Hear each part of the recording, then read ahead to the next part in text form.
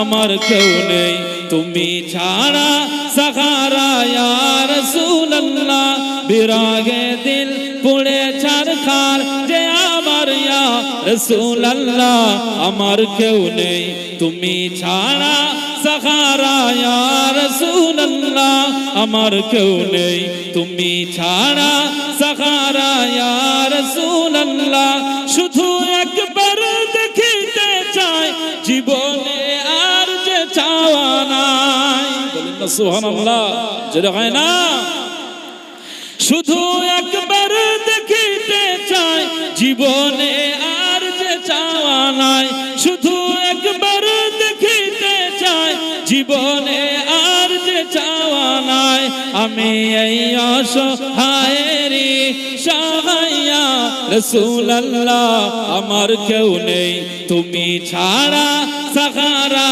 ইয়া রাসূলুল্লাহ আমার কেউ নেই তুমি ছাড়া সাহারা ইয়া রাসূলুল্লাহ বিরাগে দিল পুড়ে ছারখার যে আমার ইয়া রাসূলুল্লাহ আমার কেউ নেই তুমি ছাড়া সাহারা ইয়া রাসূলুল্লাহ আমার কেউ নেই তুমি ছাড়া সাহারা ইয়া রাসূলুল্লাহ বিরাগে দিল বেকার জান গোলামের জান ধরায় প্রাণ বিরাগে দিল বেকার জান গোলামের জান ধরায় প্রাণ ওরাফানা লাকা যিকরাক বলেন না সুবহানাল্লাহ যেটা হয় না ওরাফানা লাকা যিকরাক তবশন ইয়া রাসূলুল্লাহ আমার কেউ নেই তুমি ছাড়া সাহারা ইয়া রাসূলুল্লাহ আমার কেউ নেই তুমি ছাড়া সাহারা ইয়া রাসূলুল্লাহ বিরাগে দিল পুড়ে ছারখার যে আমার ইয়া রাসূলুল্লাহ আমার কেউ নেই তুমি ছাড়া সাহারা ইয়া রাসূলুল্লাহ আমার কেউ নেই তুমি ছাড়া সাহারা ইয়া রাসূলুল্লাহ মুলাকাতের সাবুকে নিয়ে মরি ধুকে ধুকে মুলাকাতের সাবুকে নিয়ে মরি ধুকে ধুকে তুমি যে শাফাআতকারী হাসরে ইয়া রাসূলুল্লাহ আমার কেউ নেই তুমি ছাড়া সাহারা ইয়া রাসূলুল্লাহ আমার কেউ নেই তুমি ছাড়া সাহারা ইয়া রাসূলুল্লাহ বিরাগে দিল পুড়ে ছারখার যে আমার ইয়া রাসূলুল্লাহ আমার কেউ নেই তুমি ছাড়া সাহারা ইয়া রাসূলুল্লাহ আমার কেউ নেই তুমি ছাড়া সাহারা ইয়া রাসূলুল্লাহ আল্লাহুম্মা সাল্লি আলা হাজরা খুব খেয়াল করে শুনুন আল্লাহ পাক কোরআনুল কারীমের একটি জায়গায় জানিয়ে দিয়েছে সূরা হজ্জে আমার আল্লাহ জানিয়ে দিয়েছে হে আমার বান্দা বান্দিরা আমি আল্লাহ পাক জানিয়ে দিলাম তোমার যে কুরবানিটা হবে ওই কুরবানিটা যেন আমার জন্য হয়ে যায় আমার জন্য হয়ে যায় তুমি 1.5 লাখ 5 লাখ 10 লাখ টাকা দামের গরু আর দুম্বা যদি কুরবানি করো এই দুম্বাটা যদি তোমার নাম আর যশের জন্য হয় দুনিয়ার মানুষ বলবে এত দামি গরু কুরবানি করেছে দুনিয়ার মানুষ বলবে এত দামি পশু কুরবানি করেছে দুনিয়ার মানুষ বলবে এত দামি সে দুম্বা কিনে কুরবানি করেছে এটা যদি দুনিয়ার মানুষের নাম কেনার জন্য হয়ে যায় এটা দুনিয়ার মানুষের কাছ থেকে প্রশংসা কুড়ানোর জন্য যদি হয়ে যায় নবীর উম্মতিরা শুনে রেখে দাও আমার আল্লাহ পাক বলেন তোমার এই নাম যশের কুরবানি আমি আল্লাহ পাকের দরবারে কবুল হবে না আমি আল্লাহ পাক জানিয়ে দিলাম ইন্না সালাতি ওয়া নুসুকি তোমার কুরবানিটা যেন আমার জন্য হয় তাই তুমি বান্দা হিসাবে বলো আল্লাহ আমি যেই পশুটা কিনেছি এই কুরবানিটা আল্লাহ আমার এই কুরবানিটা আল্লাহ আপনার জন্য করলাম আপনার জন্য করছি এই নিয়তটা যদি হয় আমার আল্লাহ পাক বলেন তোমার এই কুরবানিটা কবুল হয়ে যাবে আমার আল্লাহ পাক কোরআনের একটি আয়াত দিয়ে জানিয়ে দেন লা ইয়ানালাল্লাহা লুহুমুহা ওয়ালা দিমাউহা ওয়ালাকিন ইয়ানালুহু তাকওয়া। আমার আল্লাহ পাক বলেন, এ আমার বান্দা বান্দিরা, আমি আল্লাহ পাক জানিয়ে দিলাম পৃথিবীর জমিনে তুমি যে দুম্বাটা কুরবানি করছো, তুমি যে গরুটা কুরবানি করছো, তুমি যে পশুটা কুরবানি করছো, ওই পশুর রক্তটা আমার কাছে পৌঁছায় না, রক্ত জমিনে পড়ে যায়। আর ওই পশুর গোশতটা আমি আল্লাহ তোমাদের জন্য হালাল করে দিয়েছি, তাই গোশতটা তোমার বাড়িতে পৌঁছে যায়। আত্মীয়ের বাড়ি দিয়ে দাও, খালার বাড়ি দিয়ে দাও, নানাজির বাড়ি পৌঁছে দাও, শালির বাড়ি পৌঁছে দাও, নানা মেয়ের বাড়ি পৌঁছে দাও। গোশতটা হালাল করে দিলাম, রক্তটা জমিনে পড়ে যায়, গোশতটা বাড়ি বাড়ি পৌঁছে যায়। কিন্তু আমি আল্লাহ পাক জানিয়ে দিলাম, লা ইয়ানালাল্লাহা লুহুমুহা ওয়ালা দিমাউহা ওয়ালাকিন ইয়ানালুহুত তাকওয়া। তোমার গোশত আর রক্তটা আমি আল্লাহর দরবারে পৌঁছায় না, বরং আমি আল্লাহ পাক জানিয়ে দিলাম, একজন বান্দা একজন বান্দি যখন কুরবানি করবে, তার আমি অন্তরটা দেখি, তার কলবটা দেখি, তার ভিতরটা দেখি, তার তাকওয়াটা দেখি।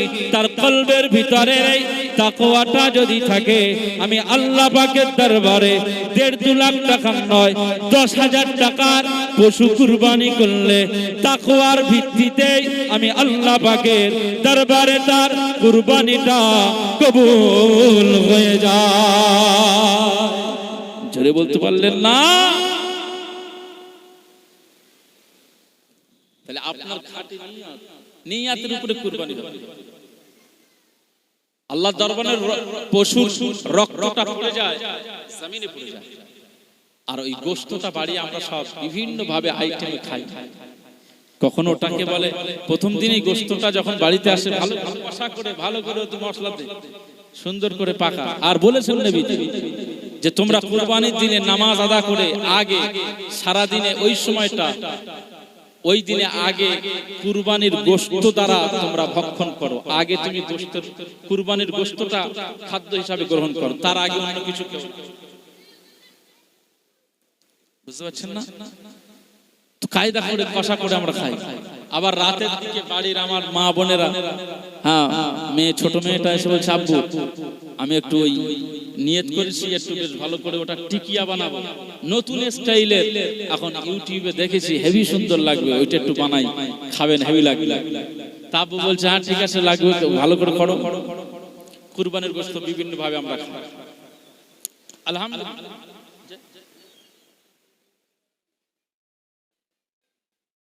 হ্যাঁ, তো আলহামদুলিল্লাহ আমরা বিভিন্ন ভাবে আইটেমে আমরা খাচ্ছি, আলহামদুলিল্লাহ, ঠিক আছে। কিন্তু এই যে কুরবানিটা আচ্ছা, আলহামদুলিল্লাহ, কুরবানিটা আল্লাহর দরবারে কবুল হয়েছে কি সেইটা চিন্তা আমরা। মুসলমানের ছেলেরা, এ নবীর উম্মত উম্মতিরা, খুব খেয়াল করে শুনুন। আপনি যখন পশু ক্রয় করবেন, আকা মাওলা রাসূলুল্লাহ সাল্লাল্লাহু আলাইহি ওয়াসাল্লাম বলে দিয়েছেন, তুমি যখন পশু দেখবে হিষ্টপুষ্ট দেখবে, কারণ দুর্বল আর কৃষকায় দুর্বল পশু, রোগগ্রস্ত পশু দিয়ে কুরবানি করা জায়েজ হবে না। যে গরুটার বয়স হয়ে গিয়েছে, বয়স হয়ে যাওয়ার পরে আমরা দেখেছি ছোটবেলাতে দাঁত পড়ে যায়, আবার দাঁত ওঠে, কিন্তু ওই দাঁতটা বুড়ো হয়ে যাওয়ার পরে আবার পড়ে যায়। এ নবীর উম্মত উম্মতিরা, এই যে বুড়ো হয়ে যাওয়ার পরে যে পশুর দাঁতগুলো সম্পূর্ণ পড়ে যায়, যে গরুগুলোর দাঁত সম্পূর্ণ পড়ে যায়, কোনো দাঁত নাই, এমন দুর্বল পশু দ্বারা কুরবানি করা জায়েজ হবে না। যে গরুর শিং বুড়ো হয়ে যাওয়ার কারণে একেবারে গোড়ালি থেকে ভেঙে চুরমার হয়ে গিয়েছে, শিং না, এরকম গরু দিয়ে কুরবানি করলে, পশু দিয়ে কুরবানি করলে তার কুরবানি করা জায়েজ হবে না। গরু, উট আর মহিষ, বলদ, এগুলোর বয়স হতে হবে, এগুলোর বয়স কত? উটের বয়স হতে হবে 5 বছর। 5 বছরের কমের পশু মানে উট কুরবানি করলে কুরবানি জায়েজ হবে না। 2 বছরের আগে যদি কোনো গরু বা ষাঁড় বা বলদ বা মহিষ যদি আপনি কুরবানি করেন, বয়স 2 বছর হয়নি, এরকম পশু দিয়ে কুরবানি করলে ওই গরু বা ওই ষাঁড়ের বা ওই বলদের কুরবানি করা জায়েজ হয়ে হবে না। ছাগল, মেষ, দুম্বা, ভেড়ার বয়স হতে হবে 1 বছর, পূর্ণাঙ্গ 1 বছর হতে হবে। যদি তার কমের বয়সের ছাগল বা দুম্বা যদি আপনি কুরবানি করেন এটা করা জায়েজ হবে না। কিন্তু মনে রাখতে হবে এই জায়গাটায় ছাগল ভেড়া বা দুম্বার জন্য একটা অপশন রয়েছে যে এমন স্বাস্থ্যকর ভেড়া বা দুম্বা চোখে দেখলে মনে হবে 1 বছর বয়স, চোখে দেখলে মনে হবে এর বয়স 1 বছর হয়ে গেছে, অথচ তার বয়স হয়েছে 6 মাস। এই 6 মাসের বয়সের দুম্বা ছাগল ভেড়া যদি 1 বছরের ছাগল পালের মধ্যে ছেড়ে দেওয়া হয়, 1 বছরের ছাগল পালের সাথে যদি 6 মাসের এই ভেড়া দুম্বা আর ছাগল যদি ঘোরাফেরা করে, যদি বোঝা না যায় যেটা 6 মাসের, যদি বোঝা যায় যেটা মনে হলো 1 বছর, 1 বছরের মতো যদি মনে হয়, তাহলে এরকম 6 মাসের দুম্বা ছাগল বা ভেড়া কুরবানি করা জায়েজ আছে।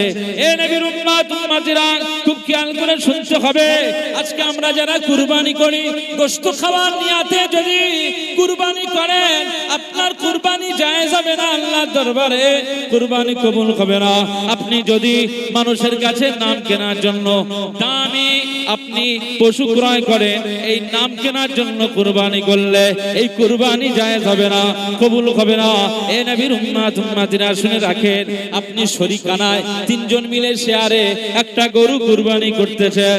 এ নবীর উম্মত উম্মতিরা খুব খেয়াল করে শুনুন, 3 জন শেয়ারে কুরবানি করতেছেন। আপনার নিয়ত ভালো, আপনি আল্লাহর জন্য কুরবানি করবেন, আর একজনের নিয়ত ভালো, সেও আল্লাহর জন্য কুরবানি করবে। কিন্তু তৃতীয় জন যে রয়েছে 3 নম্বরে, তার নিয়তটা ভালো না, তার নিয়তটা ভালো না। এই জন্য শরীয়ত বলছে 3 জনের 2 জনের নিয়ত ভালো, আল্লাহর জন্য কুরবানি করবে, কিন্তু একজনের নিয়ত ভালো নয়। এই একজনের নিয়ত ভালো না হওয়ার কারণে 3 জনের কারো কুরবানি আল্লাহর দরবারে কবুল হবে না। এজন্য আপনার শরিকানায় যদি কুরবানি করেন, শেয়ারে যদি কুরবানি করেন, আলহামদুলিল্লাহ, একটু সবাই দাঁড়িয়ে যান।